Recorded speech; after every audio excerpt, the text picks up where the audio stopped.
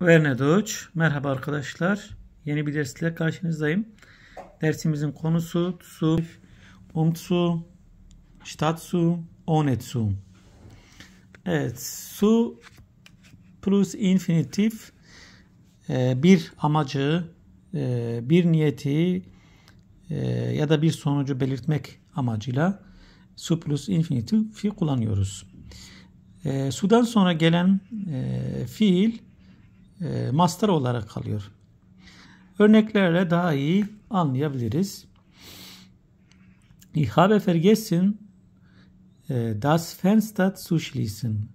Bu geçmiş zaman ile oluşturulmuş bir cümle. Ich habe, haben und Partizip 2. Vergessen yine vergessen olarak kalıyor Partizip 2'da. Diyor ki ben unuttum. Neyi unutmuş? Das Fenster zu schließen. Pencere kapatmayı. Bakın das Fenster pencere demek. Zu schließen kapatmak demek. Pencere kapatmak. Yani tam olarak Türkçe çevirirsek böyle oluyor. Ama pencere kapatmayı unuttum diyebiliriz. Türkçe çevirdiğimiz zaman bu şekilde ifade edebiliriz. Hofft eine Arbeit zu finden. Hofft diyor ki o umuyor. Ne umuyor? Hoffen'dir bu. Eine Arbeit zu finden. Bir iş bulmayı. Bir iş bulmak. Hofft o umuyor bir iş bulmak. Ama ne diyoruz biz? O bir iş bulmayı umuyor. Bu şekilde tercüme ederiz. Umsu ise, umsu plus infinite ise bir amacı belirtmek amacıyla kullanıyoruz. Örneklere bakalım.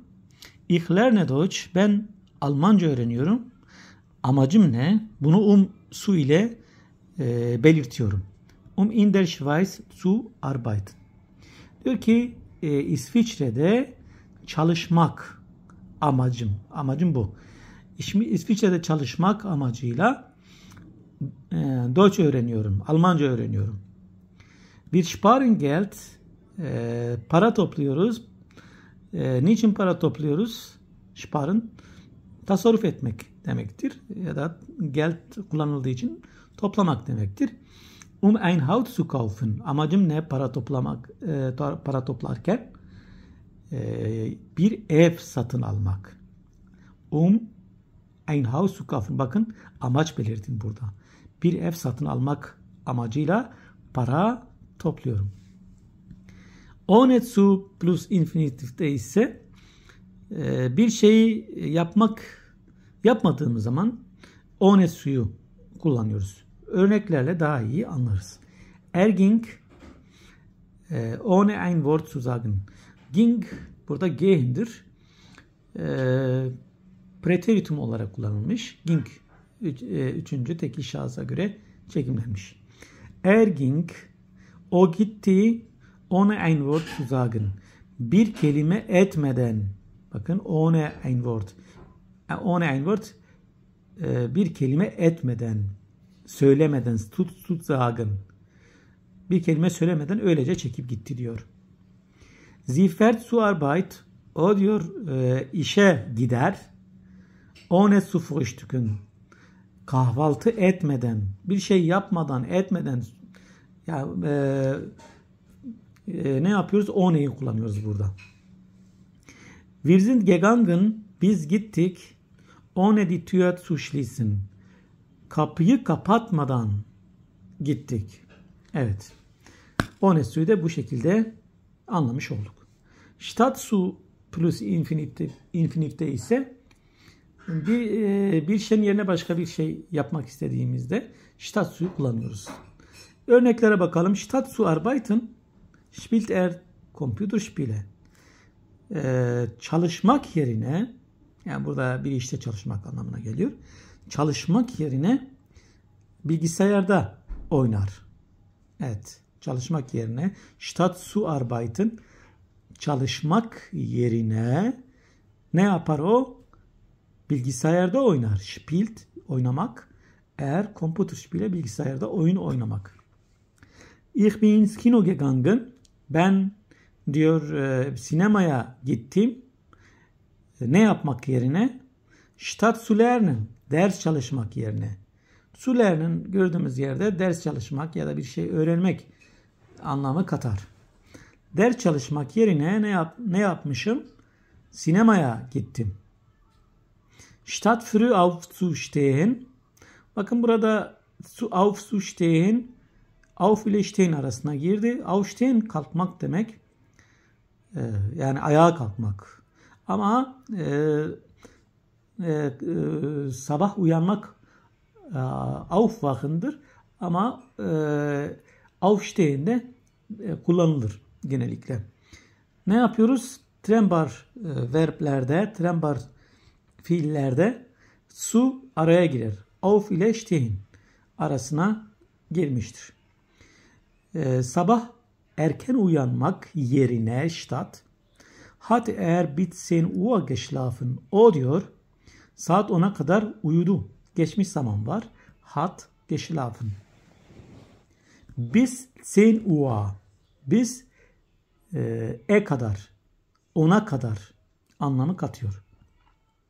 Er beginnt. O başlıyor. Neye başlıyor acaba? Das Auto zu reparieren. Evet, burada yine suyla örnekler yapıyoruz. Buraya kadar statt suyla kullandık. Bundan sonra da örneklerle devam ediyoruz. O başlıyor. Neye başlıyor? Das Auto zu reparieren. Araba tamirine başlıyor. Burada bir fiil ile su oluşturuyoruz. Ich versuche, ben diyor denerim. Neyi denerim? Ruhig zu bleiben. Sakin olmak. Sakin olmayı denerim. Sie hat vergessen. O unuttu. Neyi? Das Licht ausmachen. Işığı kapatmayı unuttu. Ausmachen kapatmak demektir. Işığı kapatmayı unuttu. Ich hoffe, ben umuyorum. Neyi umuyor? Bald Urlaub zu machen. Uzun tatil yapmayı umuyorum. Es ist wichtig. Bakın burada sıfatlarla oluşturuyoruz. Bu önemlidir. Neymiş önemli olan? Wichtig önemli olmak demektir. Regelmäßig zu lernen. Düzenli ders çalışmak önemlidir. Es ist wichtig önemlidir. Bu önemlidir. Düzenli ders çalışmak. Regelmäßig zu lernen. Es ist schwer. Bu zordur, zahmetlidir. Eine neue Sprache zu sprechen. Yeni bir dil konuşmak. Zu sprechen konuşmak. Yeni bir dil konuşmak neymiş? Zordur, zahmetlidir. Ich bin froh. Ben mutluyum. Mutlu olmak. Froh. Ich bin froh. Dich wieder zu sehen. Seni tekrar görmek. Seni wieder sehen. Bakın burada yine Trennbar var. Araya su girmiş. Seni tekrar görmek beni mutlu eder. Ben mutluyum seni tekrar görmeye. Ich habe keine Lust. Hiç keyfim yok diyor. Neden? Heute zu arbeiten. Bugün çalışmaya. Er hat Angst. O diyor, onun korkusu var. Er hat Angst. Neye karşı korkusu var? Den Job zu verlieren. İşini kaybetmeye korkusu var.